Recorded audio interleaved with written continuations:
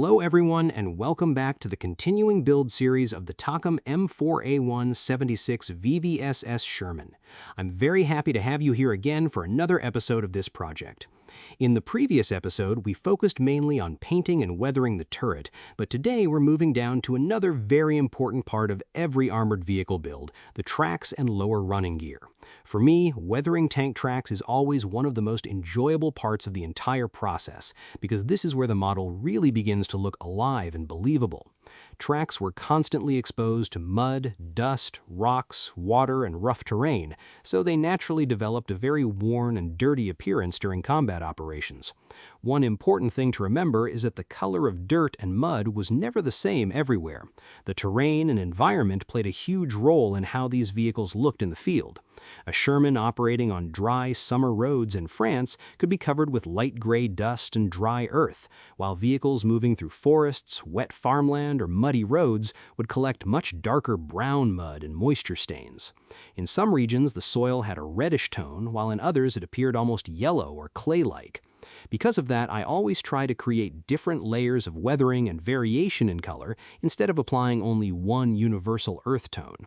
Small details like pigments, dust accumulation, mud splashes, and worn metal surfaces help tell the story of where the vehicle has been and what conditions the crew had to face. Working on this Takom Sherman has honestly been a fantastic experience from beginning to end. The kit itself fits together very nicely, and throughout the entire build I really enjoyed adding all the small details and slowly bringing the vehicle to life. Every stage of the project had something interesting to offer, from the assembly work to painting, weathering, and final finishing touches. As Dave Forrest always says, every model tells its own story, and I think this Sherman definitely tells one of endurance, movement, and battlefield service. Speaking of history, the real M4A1 76 VVSS Sherman entered military service during the later years of World War II, when Allied forces needed improved firepower against increasingly heavier German armor.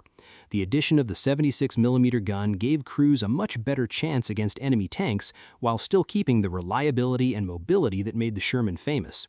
These tanks became an important part of Allied armored divisions across Europe and participated in many difficult operations during the final stages of the war.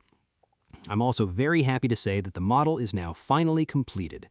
After many hours of work, weathering, painting, detailing, and filming, the Sherman is ready for its final presentation.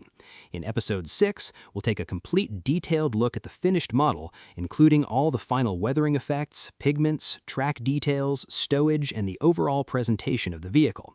That episode will be a full showcase of the completed build series, so I hope you'll join me for the finale of this modeling project. And of course, if you enjoyed today's episode, don't forget to subscribe to the channels, because honestly, subscriptions cost absolutely nothing, but they help the channel grow and support future modeling projects. Plus, it's probably cheaper than buying another model kit, although we all know that's still going to happen anyway.